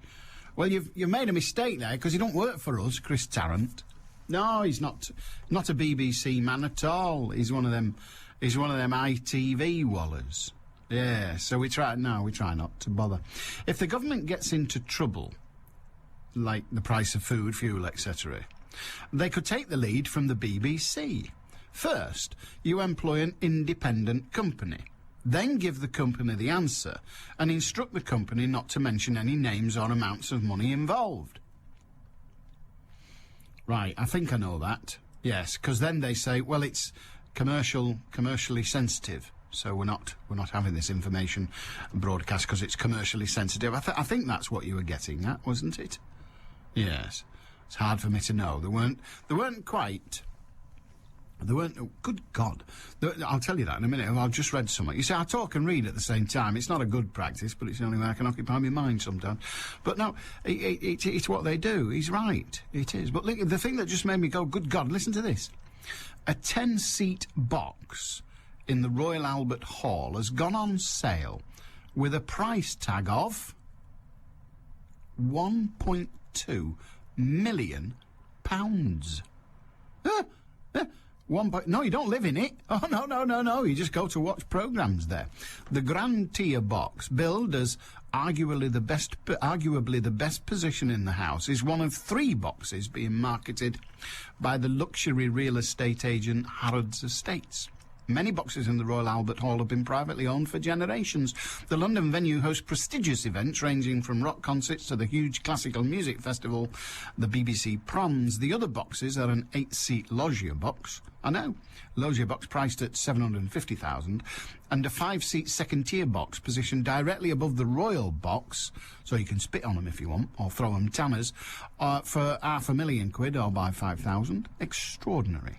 Extraordinary. So you presumably, in return for your box, in return for your money, are entitled to attend everything that happens at the Royal Albert Hall and sit there with your guests thinking, I've paid £1.5 million for this. I must be balmy. Ted in Moston has got a bee in his bonnet about the special relationship with the United States, or the so-called, I think we should say, special relationship with the United States. He says this: we do not have a special relationship. Both sides think we do, but that's because of mass brainwashing exercised by that pathological liar and traitor to the British people, Winston Churchill. I have heard people on this show going on and on about we fought the war for our survival. That is nonsense. The war could have been over by 1940. Adolf Hitler had offered a peace treaty stating that he wanted nothing from Britain nor the British Empire except an alliance against Russia.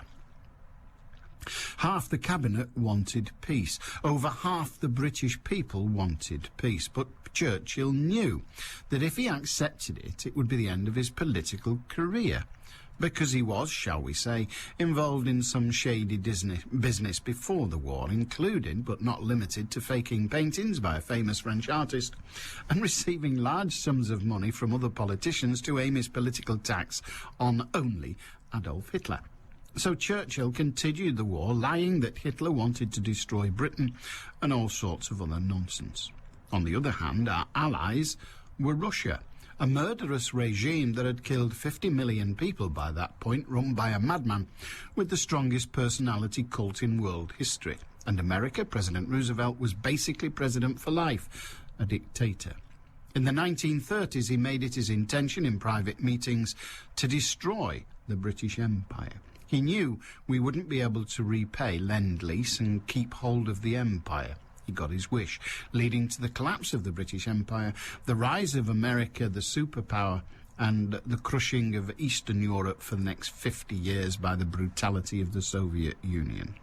Had we accepted Hitler's peace treaty, Britain would be the major power in the world today, not those idiots, the Americans, or those barbarians, the Chinese. If I ever get to power, it will be my intention to crush America like it crushed us. Ted in Moston. So thank you for that. 0161228 2255. If you have comment you wish to make on that, you are more than welcome. And you are right, co in .co, UK and the like, means company. There are lots of meanings in there that I would openly bore you with if I were to explain. I don't know what that means. There are lots of meanings in there that I would only, not openly, I would only bore you with if I were to explain. I don't understand that. Either it means company or it doesn't. There can't be lots of meanings, can there? If it means company, then that's what it is, company. It can't mean something. But I'm not a company. And my home email address ends at... Oh, no, it doesn't. No, it's a .com one, isn't it? I'm not telling you what it is. But it does ends in .com, doesn't it? Yeah. Still, never mind. I had the wit when I got on the internet at home. I don't know what made me do it, but I used a false name. Well, it's not a false name, it's a real name, but it's just not mine. And that worked really well. I don't get any emails that are meant for the bloke who sits here. And it was a clever thing. I wish now, when I'd come into this industry, I'd taken another name, you know, like some people do. I can't think of one at the moment, but loads of people take other... I wish I had a stage name. Because I think that'd be all right, that. What would it be? Johnny Red. No, Johnny's a bit common, isn't it? No, wouldn't be Lawrence, that's for sure. That's very common. No, what would it be? Alan Red. Yeah. Red Allen. Yeah, oh no, that's a bit political, isn't it? Like Red Ken. Yeah. Or Red Robbo, remember him? Whew. Yeah. No, I can't think now. But I wish I had. Because then, when you order stuff from shops and, like, you know, mail order and all that gubbins, they don't say, "Are you him?" Which is never... it's never a relaxing response. "Can I order such and such?" Yeah. What's your name? Allan Beswick. "Are you him?" And you think, well, everybody's him except women and they're her. It's weird. But there you are. It's better than working, I guess. 0161 228 2255. Yeah. How much do you, or if you're of an age, did you allow your kids to drink alcohol? We've got all this palaver going on at the moment, haven't we? We've got all this mither about how much alcohol a child should be allowed to drink. Should it be against the law for you to give drink to your children? Well, obviously, if you give a 5-year-old a bottle of gin, you're probably doing something that's on the edge of being wrong. But there has to be, you know, once you accept that alcohol is a dangerous commodity, is there an amount that you should give to your child? You think back to a kid, when it was really, really cold and we were kids. No central heating, was there, in our day? So when it was really, really cold, we would get a tot of rum some days off my mum. We'd just get not a tot in military terms, but a teaspoonful of rum, and that was supposed to warm us up. I don't know whether it did or not, but I rather enjoyed it. George in Saddleworth, hiya. Hello, Alan. Hello, George. I've heard you quote many a time, as indeed I know myself, the Manchester Rambler, written by Ewan McCall. Oh, yes. Yeah. Well, you might be interested to know, and I think it's wrong, and I would like to do something about it, but I'm not sure what I can. They've changed the words. Somebody's changed the words. Mm-hmm. You know, the part that you quote where it says, no man has a right to own mountains, no more than the deep ocean bed. Yeah. Somebody's changed it, and it now reads, no man has a right to all mountains, no more than the deep ocean bed. And I'm sure that was never the way that Ewan McCall intended it to be, and it changes the whole context. I don't know. I mean, to say is, I mean, they can't change the lyric in terms. Well, they can't change the lyric in that song, Ewan McCall's Manchester Rambler, will have been published. I think when was it? It was ages. It was the 30s, wasn't it? I know it was ages. It was about. Yeah. It was written to celebrate the Kinderscout Trespass in 1934. Indeed, that was part of it. You're absolutely right. It was written to celebrate that by Burns Ewan upon McCall. Kinder and all of that. Yeah. Now, what I'm saying is they can't change it because it's there written down in the files. What somebody might do is when they record it, record a different one. Well, I've got it written down here, Alan. I've been on the internet through Google, and I got onto something called My Songbook, Henry's Songbook. In fact, there's two websites, two sites I got on, and it's been changed on both of them.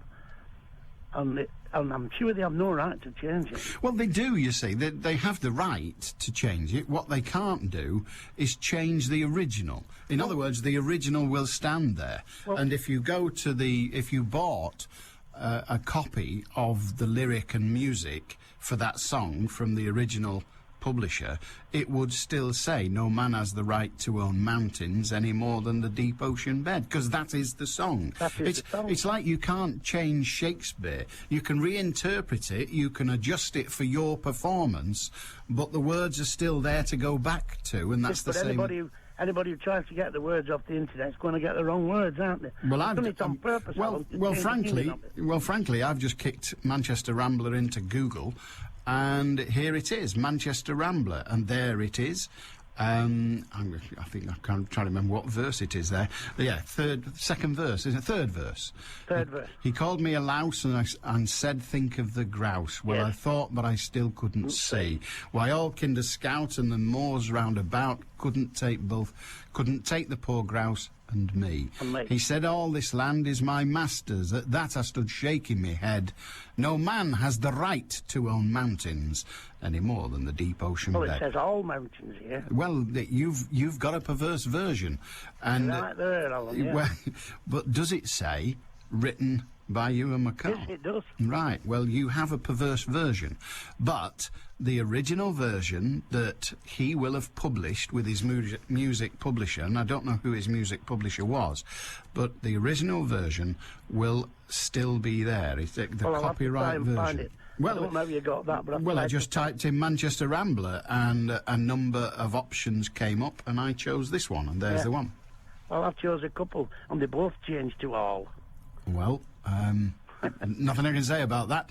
No. And it would change the context. I don't think or change the meaning, but I don't think it changes it by much, but it changes it a bit. It does change it, Alan. Absolutely. Because he said own mountains, and they don't want that to be in it, do they? Indeed, they appear not. But who is the they in this sentence? Whoever it is, it says, my songbook. Henry's songbook, it says. Henry's songbook. Do you want to spell Henry for me? Henry. Right. Apostrophe S. Right. Well, Henry's songbook, I don't know who the hell Henry is. No, I don't know who he is. But Henry's songbook is not the authority for original songs. That is for sure. No. It says Suzanne's folk song Notice Them. Right. And then it says English songs. Well, it's not the original. So that's Even that. better than But that. as I say, they can't change the original. The original is still there for all to see. Well, I'll have to find it, because I want to print it out, you see. Okay, well, if I you- don't want that printing out without it. I want the proper word. Well, if you type Manchester Rambler, as I just did, if you type Manchester Rambler into Google, you will get a whole range of options. And I'm just having a look now, seeing if any other sites provide a different one. Manchester Rambler, I'm a Rambler, I'm a Gambler, Manchester Way. And there's the My Songbook version that you've just referred to. Yeah, that's right, yeah. But I went to the first one, Manchester Rambler, Ewan McCall. I've slept upon Crowden. I've camped by the Wayne Stones, and I've sunbathed on Kill. There it is, and that's the Alan, traditional one. It's all there. Go to that one, and Thank you'll be you very right. much. All right. Yeah. Cheers. Thank you. Bye bye Bye. now. 0161 228 2255. One of the great songs of time. There are 3 songs, I think, that Ewan McCall, he left hundreds, but there are 3 that I think are actually major songs, and probably will be with us for the foreseeable future. Manchester Rambler, because of its connotations of rambling and all the rest of it, so the Manchester Rambler. And Dirty Old Town, fantastic. And, of course, The First Time I Ever Saw Your Face, which he wrote about his then lover and later wife, Peggy Seeger. And yes, I'm turning into a Ewan McCall bore, but I'll just put it with all the other boredoms, and then I'll have the full set. 0161 228 2255 if you want to join us. And Brian says, here's a suggestion for a stage name for you. Wells Fargo. You see? Wells Fargo. Stage. Yeah, never mind.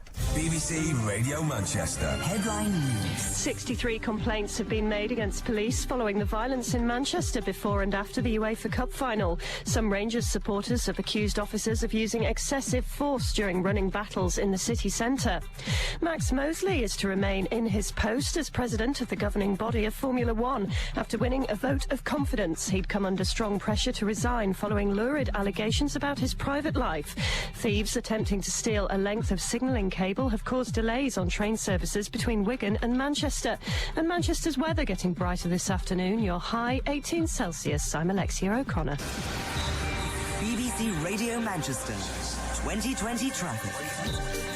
Well, I'm just hearing that if you're on the Mancunian Way this afternoon heading eastbound, so towards Piccadilly, as you go up the elevated entry slip road from the roundabout at Cambridge Street, we've got a car that is broken down. It's a little yellow car in a very funny position, quite an awkward position, so do expect a bit of congestion if you're heading that way today. Other than that, no major problems on the roads. However, if you plan on using the train, as you've just heard in the news, we've got disruption on Northern Rail services following vandalism at Abberton Station. Disruption between Salford Crescent and Wigan Walgate. Services may be diverted via alternative routes, and all services are seeing delays of 30 minutes as well. Call in hands-free if you see anything else on 0161 244 4951. I'm Chris Uni. BBC Radio Manchester Sports. Good afternoon, I'm Ian Cheeseman. Manchester United have agreed a fee with Cardiff City, believed to be around £5 million, to sign 17-year-old midfielder Aaron Ramsey. Liverpool and Arsenal have also made offers to the Welsh club for a player who impressed during the club's run to the FA Cup final and was called up by Wales for the recent game against Holland. Bolton Wanderers have dropped season ticket prices in an attempt to get bigger attendances. They were the third worst supported club in the Premier League last season. Lower stand tickets are down by 14%. Children will pay £49 for the season, working out at around £3 a match. The former Manchester City player and club director Dennis Chewett says if Mark Hughes gets the manager's job at Eastlands, talk started last night, his playing career at arch-rivals Manchester United won't be an issue for the fans. Once you come into the football club, our supporters are very, very patient, very understanding, very loyal. We've had, at the time I was there, we had Peter Schmeichel and Andy Cole came in from Man United roots and made a fantastic contribution to what the supporters were looking for success on the field. The former Wigan manager Paul Jewell insists he's committed to Derby County and would not be interested in taking over at Blackburn should Mark Hughes move to City. Stockport manager Jim Gannon has made this signing of a new goalkeeper his number one priority. The county boss says he still hopes a deal can be struck for either Conrad Logan or John Ruddy, who played on loan for them last season. But Gannon insists he wants something more than another short-term fix. We've had some fantastic loan players such as Wayne Hennessy and Joe Lewis, John Ruddy and Conrad Logan come in and do a fantastic job, and I'd like to think that we're in a position now that we could attract an equally good loan player, but I would like to invest now in a good young player who's going to be our goalkeeper and is going to be with us for many years to come. Obviously we have spoken to Conrad and John Ruddy's agents. As you've heard, Max Mosley has won a vote of confidence to stay on as the president of motorsport's governing body, the FIA. Two-thirds of delegates felt that Mosley, who's been criticised for aspects of his private life, deserved their support. At today's meeting in Paris, he won 103 of the 169 votes. The former Formula One world champion Damon Hill feels the decision, though, is bad for the sport. It shows how determined he is to stay in that seat. The problem with it is the seat and the building around it might be disintegrating. And that's the worry, is that we've already heard noises from some large automobile organisations and also from the motor manufacturers. They're not happy that he stays. I think you can only do that for so long before eventually people say, that's enough, we're not playing anymore. Wigan Warriors have confirmed that work has begun on relaying the surface at the JJB Stadium. Wigan's game against Huddersfield, which was scheduled for this Friday, had already been postponed but has now been rearranged for Friday the 25th of July with an 8 o'clock kick-off. Salford's Ian Sibbett has been told he won't need major surgery to cure the knee injury sustained against Whitehaven. It's hoped a course of physiotherapy and rest could see him return later in the month. And Mohamed Yusuf has criticised the amount of first-class cricket being played in England. The Pakistani batsman, who ended his short-term contract with Lancashire by scoring a double ton against Yorkshire, believes the lack of recovery time and being forced to play on soft grounds causes injury problems for players. In Euro 2008, I'm going to support Germany. Czech Republic. The Dutch. Simply because they play fantastic football, they play it on the ground. You're a Liverpool fan, you see, really, so that's why I like Spain. I reckon my grandmother's from Turkey. You know, and she's not Irish at all. So I reckon I'm Turkish too. Italy, they're a class act. Best in the world at the minute. France. Thierry Henry. And Thierry Henry makes his mark in the tournament. Oh, free hitter! Ronaldo scores! Euro 2008 starts this Saturday from 4:30 with Switzerland versus the Czech Republic on BBC One. Who will you support? So how does that work then? Switzerland got through and England didn't. Yeah. Switzerland, there's about 8 of them, play on a dead big hill.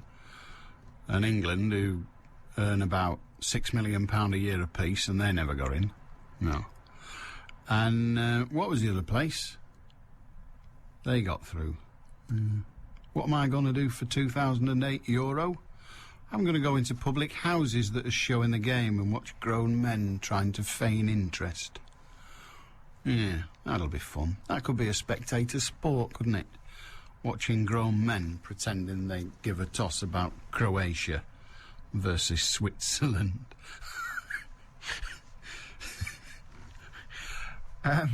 Did Switzerland have to qualify? Yeah. Alan, the business of Fern Britain and her gastric belt. Do people really believe that those television people with bright, shining teeth actually use that crappy toothpaste they're all advertising? Yeah, it is a point, isn't it? Why do you expect the television to be truthful? It's just a piece of entertainment. It's not real. It don't matter, I think, is the implication of what you say.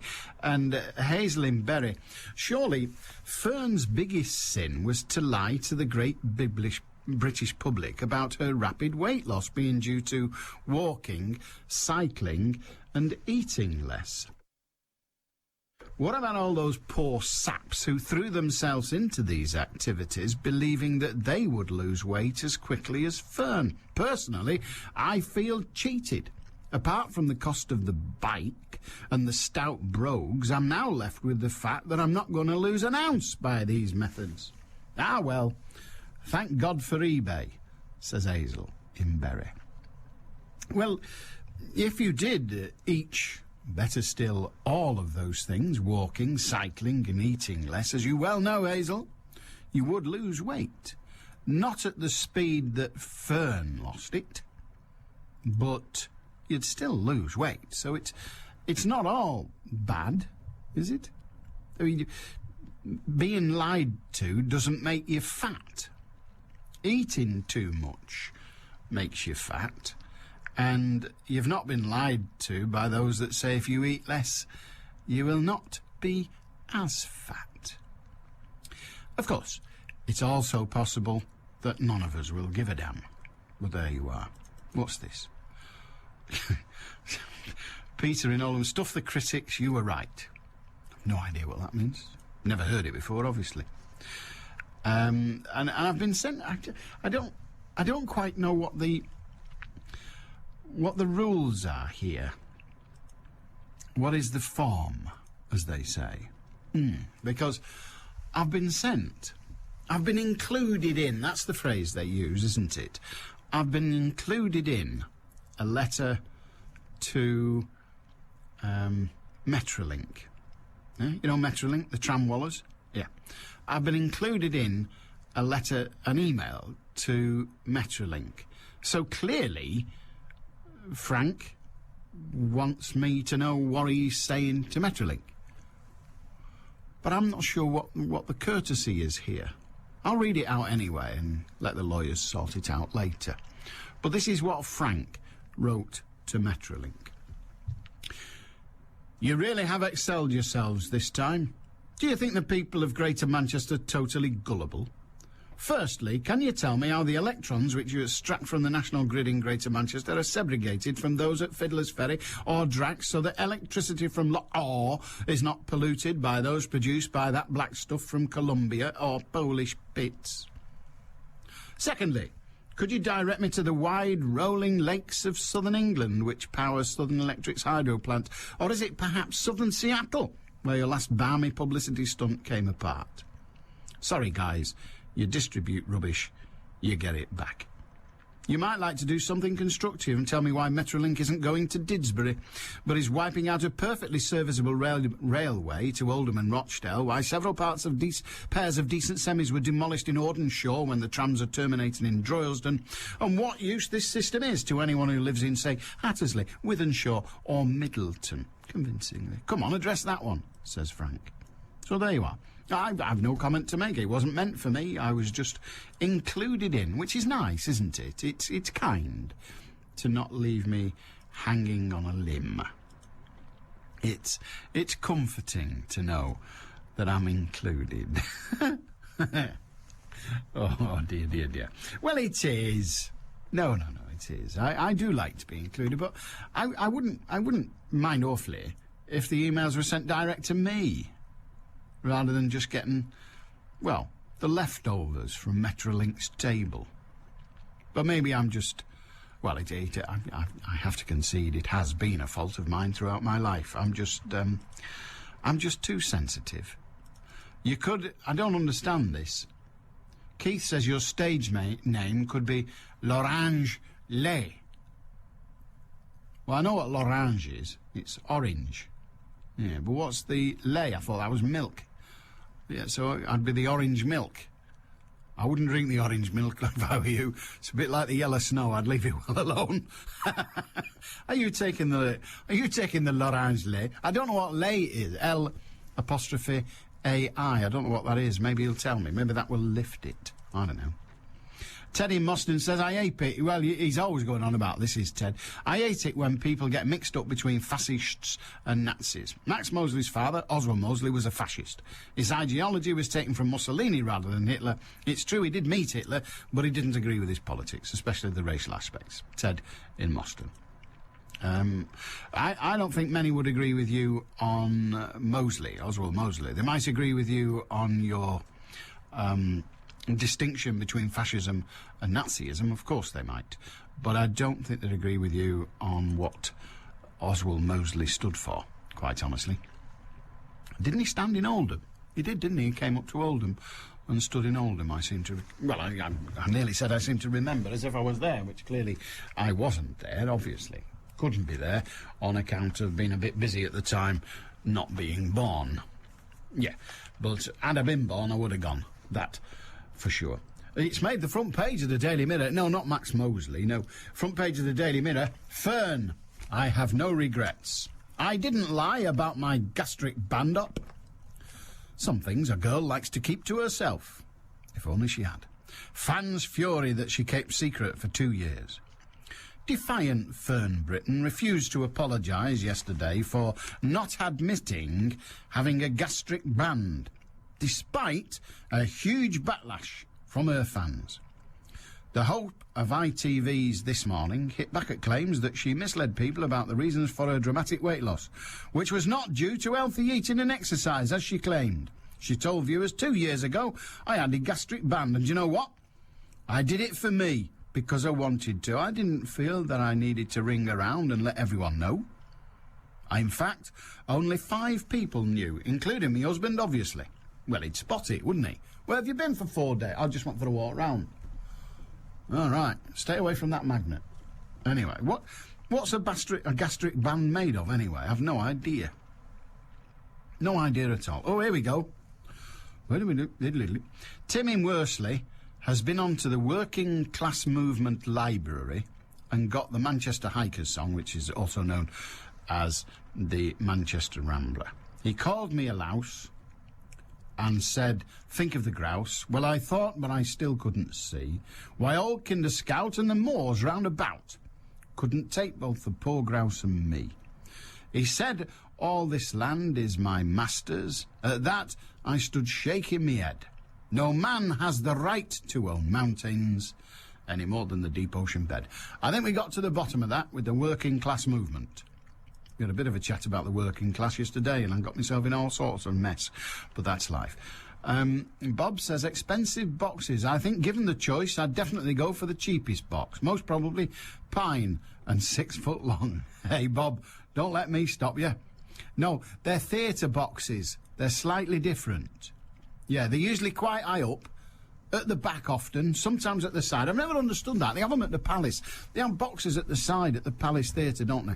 And I've never... because you get a crap view. You do, and you get a crick in your neck by the end. You get RSI. If you had a box, if you bought a box at the Palace and you went every night... I don't think you can buy a box at the Palace, but if you bought a box at the Palace and you went every night, you'd get RSI, because you'd be looking over your shoulder all the time. They're rubbish boxes, and what's really bad is you can see into the wings of the other side. Because you're sideways, you can see into the wings.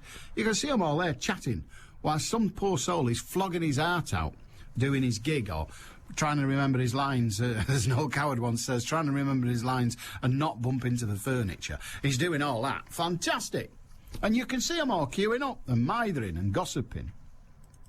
Brian says, Alan...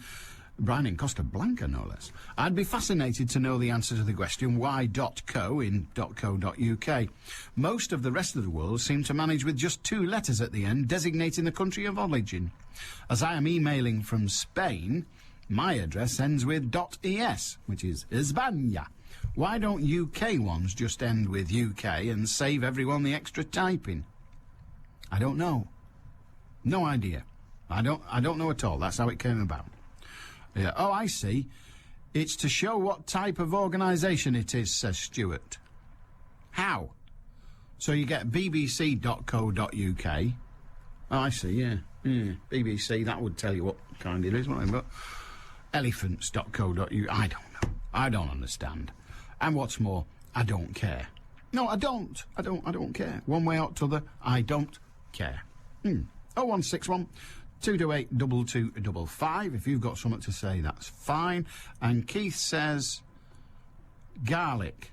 Some of it... Oh, garlic, of course. Garlic. That's what lait is. Well, thank you for that. Ron in Didsbury. Hello. Hello. Yeah, I've had one of these gastric vans fitted that you've just been talking about. Have you? Yeah. Oh, dear. What are they made of? They're a kind of rubber tube that goes around the top of your stomach, and it's filled with saline solution. Oh, right. And there's a small reservoir that they leave where they can inject further saline solution or take saline solution out, and that tightens up the band. Oh, or loosens it to let a bit more dinner through? No. Oh, you have it adjusted once it's fitted. Yeah. Every 3 or 4 weeks until there's only a very small aperture left. Oh, so it gradually strangles it down? Yeah, and then when you eat a small amount of food, you feel very full. Yeah. And that's the effect it has. But it's not a magical solution. You've got to eat sensibly with it. If you just drank beer and ice cream, which is not a bad prospect, you'd still keep the weight on. Oh, because that'd slide through. Yeah, but things like vegetables, potatoes, etc., once you've had a small portion, that then takes 2 or 3 hours to get through. But you feel full in the meantime. And it's very effective. I managed to lose about 4 stone with it and got rid of the effects of type 2 diabetes. Good Lord. So you've actually... You were diagnosed as diabetic type 2 and you're no longer? It's taken all the symptoms away. My blood sugar is normal, blood pressure is normal, cholesterol is normal. Fabulous. But I had to invest $3.5 to go to Belgium and get it done myself. Yeah. And is that it now? You've got that forever? Yeah. You can't take it off? It's keyhole surgery. Yeah. It's not invasive at all. There are other operations, such as bypasses, that do actually cut into you. Yeah, I'm aware of those, but yours is permanent. It's permanent, It's there for good. It is permanently adjustable. You just go down to London and get the thing adjusted. Well, thank you very much. By the surgeon. Sounds like the same process they used to cut the balls off lambs. But, hey, that's probably overstating it. Alan Lamb? No, not Alan Lamb. No, I think he's still got his. Good on you, Ron. Okay. Ta-ra, mate. Back tomorrow. Have a belter. Ta-ra now. Recycle just one more thing and you could change the world. But don't recycle another one of your...